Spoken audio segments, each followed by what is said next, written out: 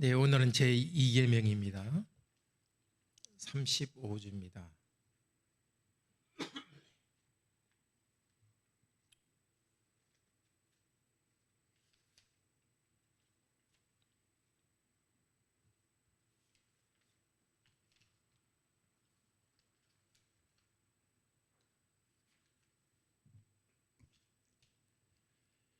(140페이지) 35주 문답하겠습니다. 제2계명에서 하나님께서 원하시는 것은 무엇입니까?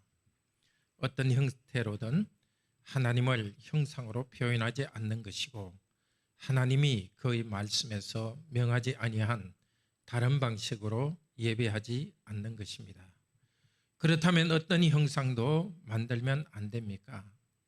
하나님은 어떤 형태로든 형상으로 표현될 수 없고 표현했어도 안 됩니다.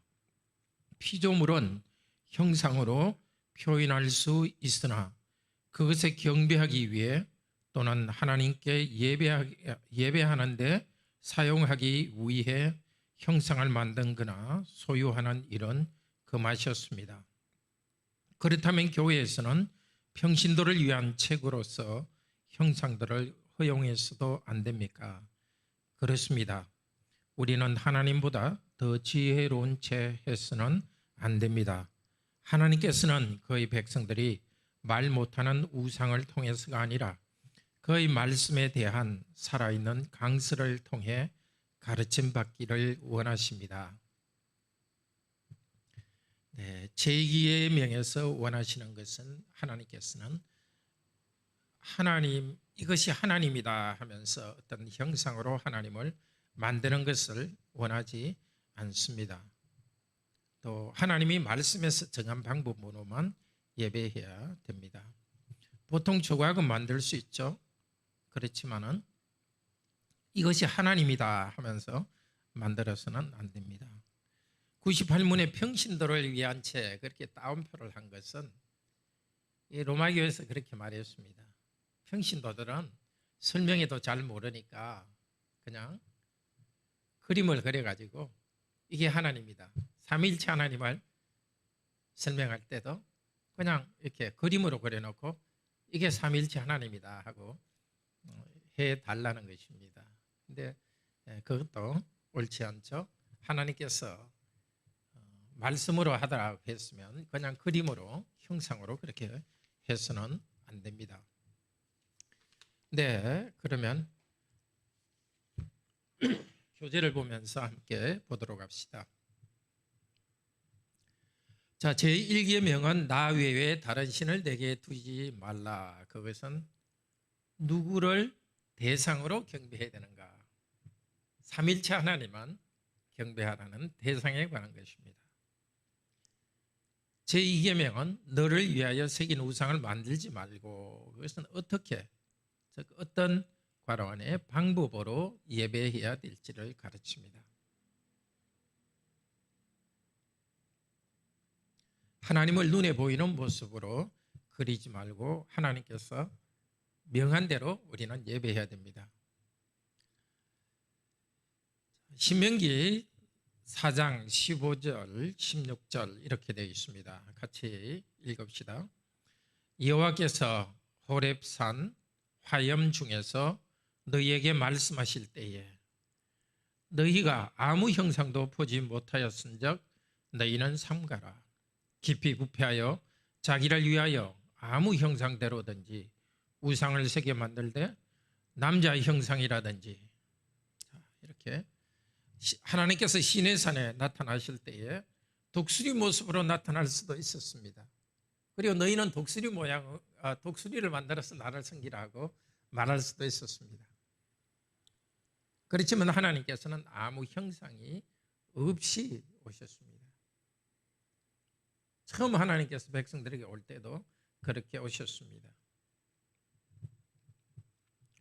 어두움과 빛으로 오셨습니다. 말씀으로 다가오셨습니다. 음성으로 그때는 물론 오시면서 사람의 음성으로 오셨고 또 기록해 주셨습니다. 모세를 통해서. 자, 눈에 보이는 얼굴을 보여주지 않으셨는데 어떻게 하나님을 경배할 것인가? 그것은 과로의 말씀에서 정해주신 대로 제사를 드리면서 그 제사의 효과를 의지하여 나갔습니다.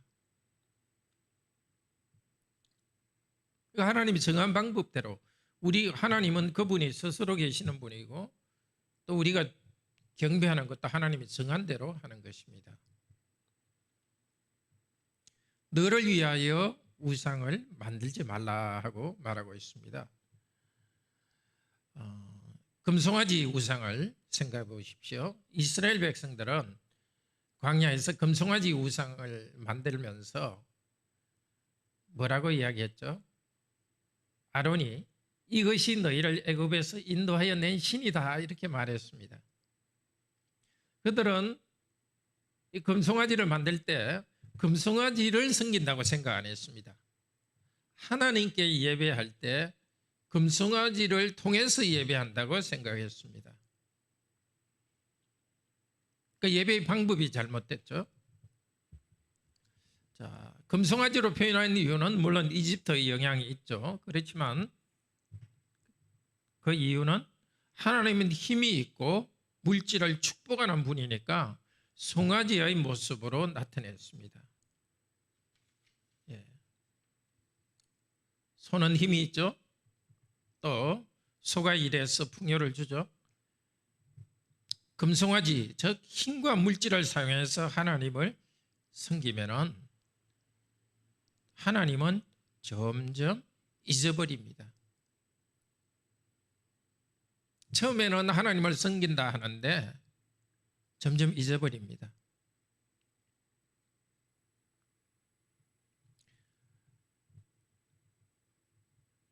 너를 위하여 우상을 만지지 말라고 하셨습니다.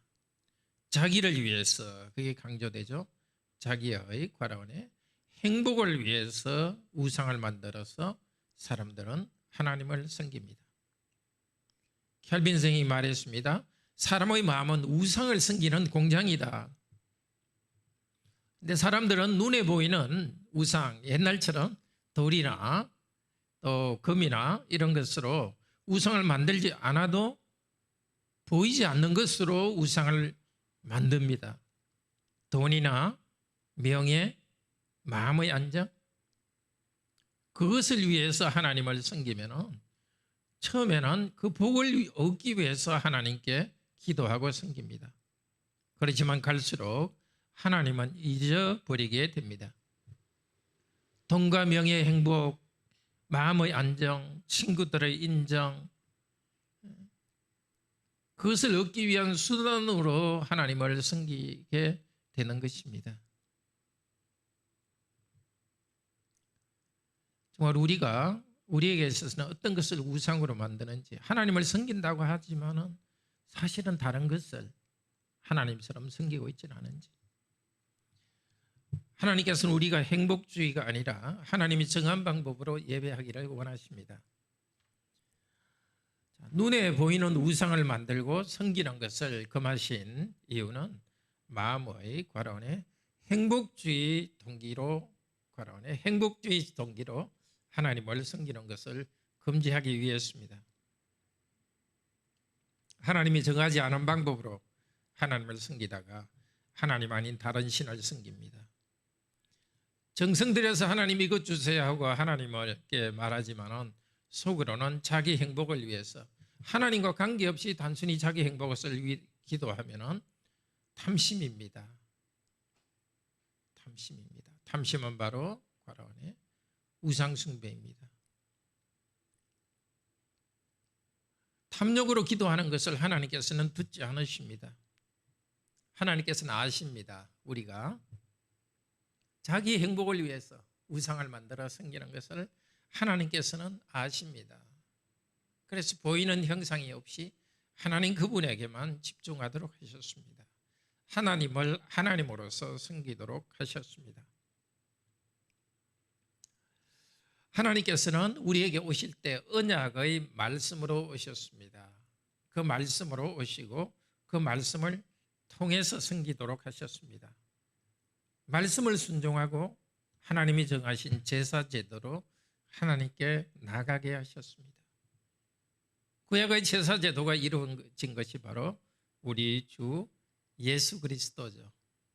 우리는 우리 주 예수 그리스도를 통해서 하나님께 나아갑니다. 오직 그리스도 예수 그분을 우리는 의지해야 되는 것이지, 그리스도 아닌 물질이나 명예, 다른 것을 하나님처럼 높임으로써 다른 우상을 만들어서는, 보이지 않는 우상은 만들어서는 안 되겠습니다. 나 여호와는 질투하는 하나님이라고 말씀하셨습니다. 하나님이 질투하신다는 말이 좀 이상하죠?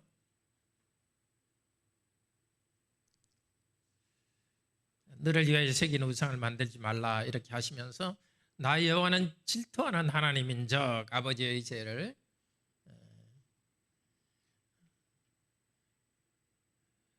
하나님을 섬기는 자에게는 3, 4대까지 복을 주시고 그렇지 않은 자에게는 섬기지 않는 자에게는 그 심판하시고 하나님을 섬기는 자에게는 복을 주겠다고 약속하셨습니다. 질투하는 하나님적, 질투한다는 말이 좀 이상하죠? 자, 하나님을 미워하는 자에게는 벌을 내리신다고 하는데, 하나님이 미워하는 자는 바로 하나님이 원하시지 않은 방법으로 나오는 자들은 나를 미워하는 자라고 말씀하십니다. 그러니까 하나님을 섬긴다고 하는데 하나님이 정하신 방법으로 나오지 않는 자들은 사실은 하나님께서 그들을 미워하시는 겁니다.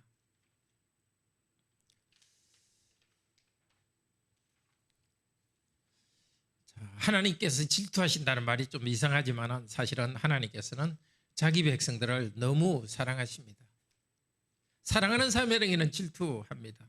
부부가 정말 사랑한다면 자기 배우자가 다른 사람에 대해서 관심을 가질 때 그냥 두리지 않겠죠. 괜찮다 하지 않겠죠. 사랑하는 사람은 그것을 받아들일 수가 없습니다. 하나님께서는 우리를 사랑하시기 때문에 그 사랑이 바로 질투입니다. 그리고 우리가 우상을 만들어 섬기다가 그 결과로서 하나님을 향한 과라원의 사랑을 잃어버린다면 우리를 사랑하는 하나님께도 좋지 않지만 우리 자신에게도 좋지 않습니다. 하나님께서는 이스라엘을 불러내신 다음 말씀하셨습니다. 세계가 내게 속하였지만 너희는 나의 소유된 보배로운 기업이요 왕같은 제사장이고 거룩한 백성이라고 특별한 관계를 맺어주셨습니다. 하나님을 사랑하고 간구하면 들어주시겠다고 약속하셨습니다. 그런데 하나님께 나아갈 때 하나님께서 정하지 않은 방법으로 나가서 하나님을 섬긴다고 합시다. 그러면 하나님을 이방 신과 같은 우상과 같은 존재로 낮춥니다. 모든 것을 초월해 계신 하나님을 그냥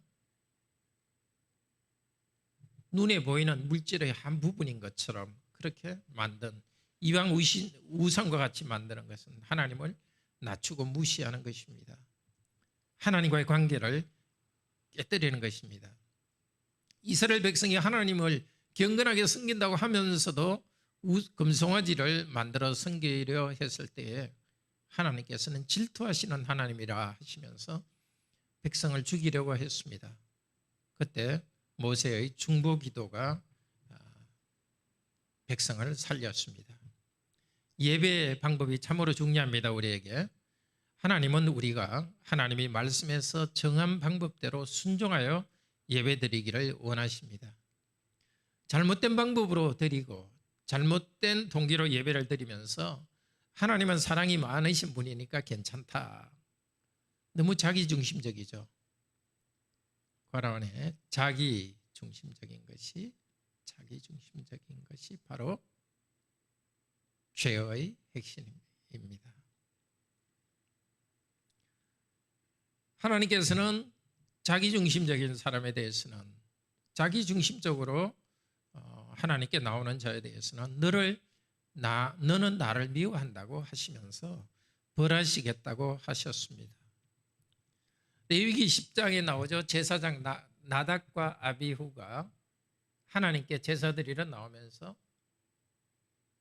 하나님이 정하지 않은 불로 오니까 하나님께서는 불로 태워주고 있습니다. 우리가 무엇을 만들어 우리가 행복 추구하기 위한 어떤 것으로 하나님을 섬긴다고 하면은 하나님께서 싫어하십니다. 자, 다른 형상으로 만들지 말라 하는 것은 오직 하나님 그분에게만 집중하도록 하기 위해서죠. 물론 하나님께서 우리에게 물질적 복도 주십니다. 하나님 주시는 복이죠. 명예도 주고 관계도 줍니다. 그건 하나님이 주시는 복입니다.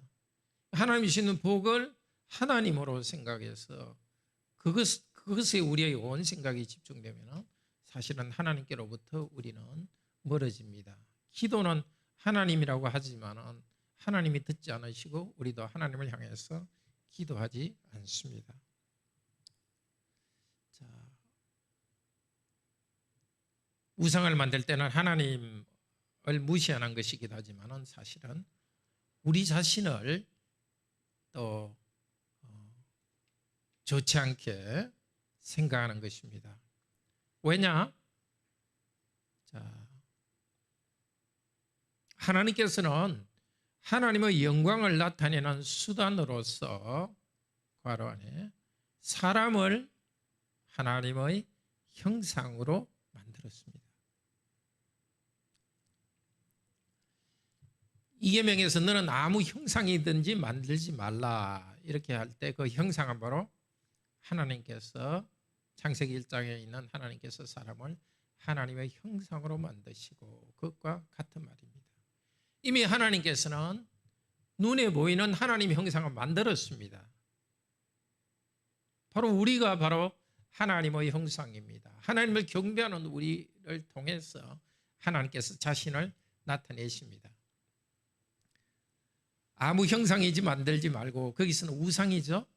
우리가 하나님 아닌 다른 존재, 사람 아닌 다른 존재를 하나님 형상이라고 만드는 것은 죄입니다. 자, 우리가 하나님이 정한 방법대로 경배할 때 우리는 점점 하나님을 닮아가고 참된 의와 거룩을 나타내는 우리가 하나님의 모습으로 하나님의 형상이 되어갑니다. 우리가 하나님의 형상을 나타내는 수단인데 우리는 죄인이지만 예수 그리스도를 통해서 하나님 형상으로 회복되고 있습니다. 그리고 괄호에 교회가 그리스도의 장성한 분량까지 나아갑니다. 우리 개인이 교회가 이미 하나님의 형상이요 형상으로 자라게 하셨습니다. 하나님을 다른 형상으로 모습으로 섬기는 것은 그리스도를 믿는 우리들 성도들이 바로 하나님의 형상이라는 그 사실을 스스로 버리는 어리석은 행동입니다. 2계명을 어기면 1계명을 어기는 데까지 나아갑니다. 우리 자신은 우리 자신이 만든 피조물로서 창조주 하나님을 섬긴다고 처음은 생각합니다. 2계명에서 2계명을 어기는 데서 시작합니다. 그런데 시간이 지나면 그 피조물을 하나님처럼 섬기게 됩니다. 우리는 하나님의 힘을 빌어서 행복을 추구한다고 시작하지만 나중에는 괄호 안에 우리 행복이 괄호 안에 신이 됩니다. 마음이 점점 멀어져서 물질을 향합니다. 북쪽 이스라엘은 금송아지를 만들어서 하나님을 섬기다가 나중에는 바알을 섬겼습니다. 그러니까 우리의 신앙에 있어서 계속해서 내가 과연 하나님 그분만 즐거워하고 하나님 그분의 영광을 위해서 살고 있는가? 하나님을 향하고 있는가? 바로 계속해서 보아야 되겠습니다. 혹시 내가 물질을 하나님처럼 명예를 하나님처럼 절대화하고 그 하나님을 섬긴다 하면서도 실제로는 그것을 추구하고 있지는 않은가? 돌아봐야 되겠습니다. 구약시대 성도는 제사를 통해서 섬겼지만 신약시대 우리들에게는 예수 그리스도의 괄호에서 십자가의 영원한 제사, 그것이 바로 제사의 완성입니다. 이제 우리는 복음 말씀을 통해서 하나님을 섬깁니다. 예수님의 제사의 효과를 받고 예수 그리스도를 의지하여서 하나님을 섬깁니다. 그리고 우리 자신을 산 제물로 드립니다. 구약에는 여러 가지 실제 제사를 드리는 것들이 있었죠. 그렇지만 이제 제사가 더 없어졌기 때문에 이제 우리들은 신약시대 우리들은 더 괄호 안에서 말씀 중심적으로 변했습니다. 그런데 로마 교는 괄호 안에 평신도를 위한 책으로서 괄호 안에 성상을 허용합니다. 마리아상, 그것을 허용합니다.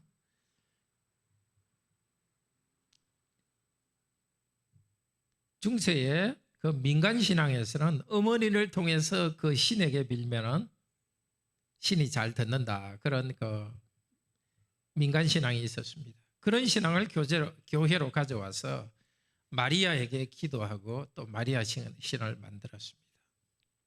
예수님의 모습을 그림이나 조각으로 또 만들어서, 이유는 예수님이 보이지 않으니까 기도에 집중하도록 하기 위해서 예수님 모습을 만들어서 기도를 돕는다고 합니다. 특별히 무시간 평신도를 위해서 필요하다고 합니다.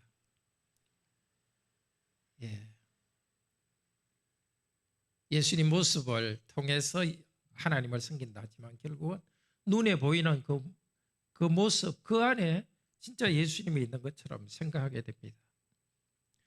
그러나 하나님께서는 평신도들을 위해서도 그것을 만들려고 하지 않았습니다. 하나님께서 말씀을 통해서 우리에게 오셨다면 우리는 말씀을 통해서 배워야 됩니다. 우리가 하나님보다 더 똑똑한 것처럼 그렇게 생각해서는 안 됩니다. 또 많이 배우지 못한 사람은 이해하지 못할 것이다, 그렇게 생각해서는 안 됩니다. 예배 드릴 때 말씀이 없이 그냥 워십 댄스로 예배하는 그런 열린 예배, 전도를 위해서, 정말 전도를 위해서 약간은 필요할 수도 있습니다. 그렇지만 그런 식으로 예배를 계속 드리고 있는 것은 사실은 말씀에 대한 닫힌 예배입니다.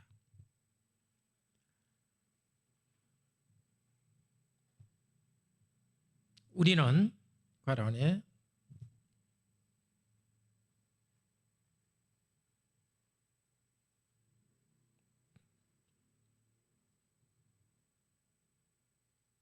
제가 교재 부분이 좀 이상하네요.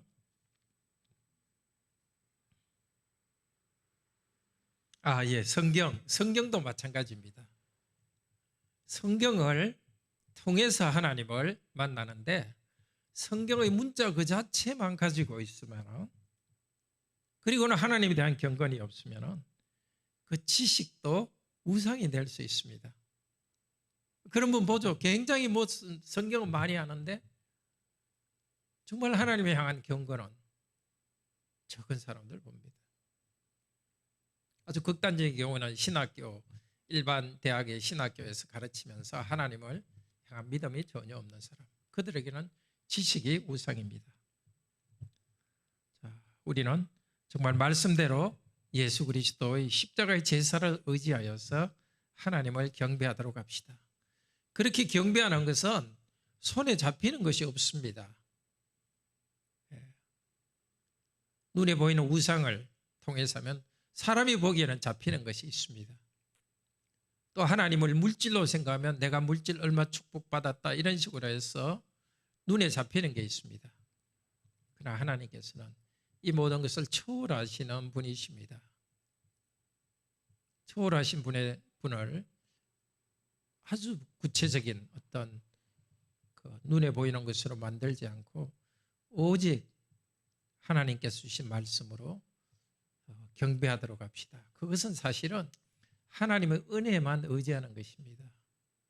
다른 어떤 그 물질이나 또 눈에 보이는 어떤 것들이 우리의 종교 감정을 일으키는 것이 아니라 오직 하나님의 말씀을 잡고서 하나님의 은혜만을 구하는 그런 자세고, 그런 성도에게 하나님께서는 하나님이 정한 방법으로 하나님을 찾는 성도들을 하나님께서는 만나 주십니다. 네, 혹시 질문 있으신가요?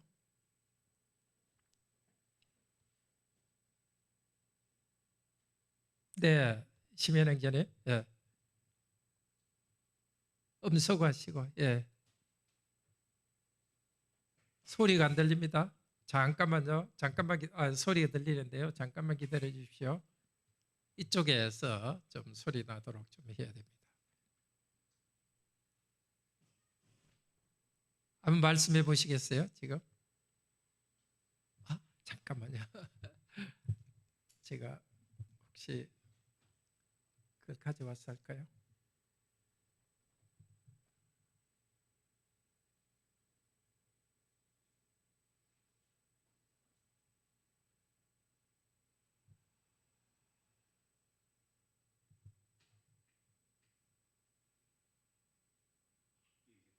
네, 한번 말씀해 보시겠어요, 이제? 잘 들립니다.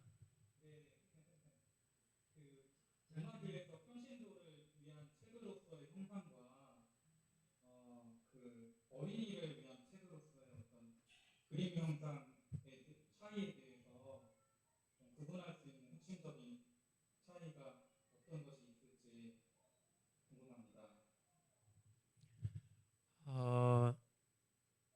우리가 이제 아이들에게 이야기를 들려주지 않습니까? 예수님에 대해서.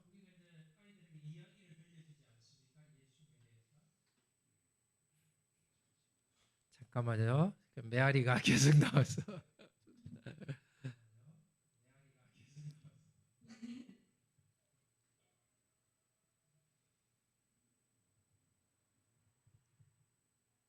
조금만 기다려 주십시오.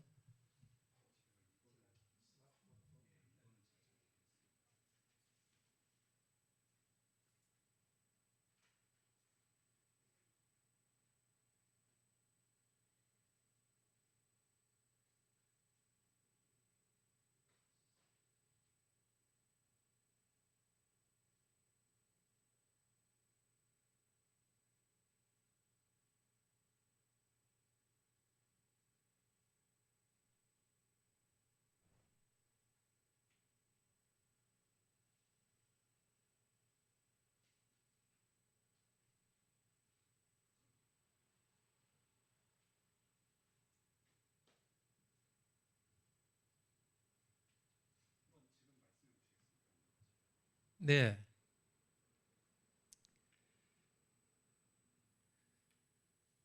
우리가 이제 어린이들에게 이야기를 해주지 않습니까? 그리고 이야기를 할 때 막 이렇게 좀 비주얼라이즈 하지 않습니까? 눈에 보이게 예수님께서 물 위로 걸어갔는데 물이 출렁출렁하고 있는데 물이 출렁출렁한 위로 예수님께서 걸어오셨고 제자들은 배에서 이렇게 막 마구 소리를 지르고 이렇게 행동을 하지 않습니까? 모션도 하고 이 그림 이상이죠, 사실은.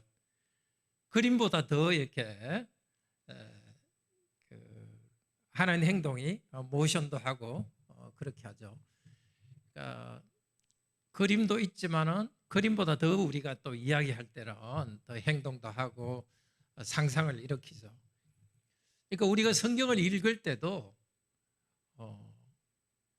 그냥 그 그림을 우리가 형상을 만들지는 않지만은 성경의 장면들은 항상 그 마음속으로 그리게 되죠. 예수님께서 이렇게 가신 장면 이런 것들 우리 자신도 그러고 아이들한테도 그것을 그 장면을 그 눈에 선하게 해주도록 하는 거죠. 그러니까 우리 동화책이라는 것은 그 성경에 나오는 것들을 생생하게 생각하도록 해주는 것이지 이 그림책을 가지고 이 그림책에 있는 이것이 예수님이다 이렇게 말하지는 않죠. 물론 아이들은 이게 예수님이다 그렇게 아이들 의식 세계에서는 일시적으로 그렇게 생각할지는 모르죠. 좀 그럴 수도 있겠죠. 근데 부모들은 아이들한테 이야기해서 예수님이 이렇게 갔던 거야 이야기를 돕기 위한 거지, 그게 바로 이게 예수님이다 이렇게 하지는 않거든요.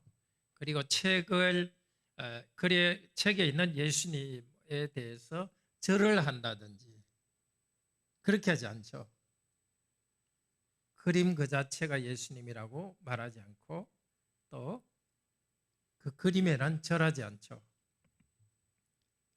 그런 점에서 이제 캐톨릭이 이야기하던 평신도를 위한 책이라는 것과는 다르죠. 그 이제 성상을 만들어 놓고 예수님 모습이나 베드로 만들어 놓고 예수님 만든 그 앞에 이렇게 절을 하거든요. 그 물질 앞에 절을 하고 그 앞에 이렇게 경배하는 마음을 갖게 하는 거죠.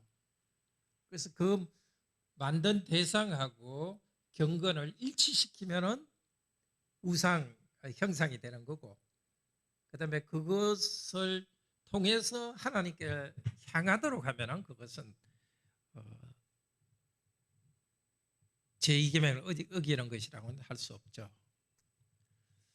근데 지금 그 말씀은 참 중요한 부분인 것 같아요. 아이들한테 가르치면서 특히 어린애 때는 이 그림이 예수님은 아닌데 우리가 예수님에 대해서 생각하는 거야 하고 좀 잘 가르칠 필요가 있겠습니다. 좋은 질문 감사합니다. 예.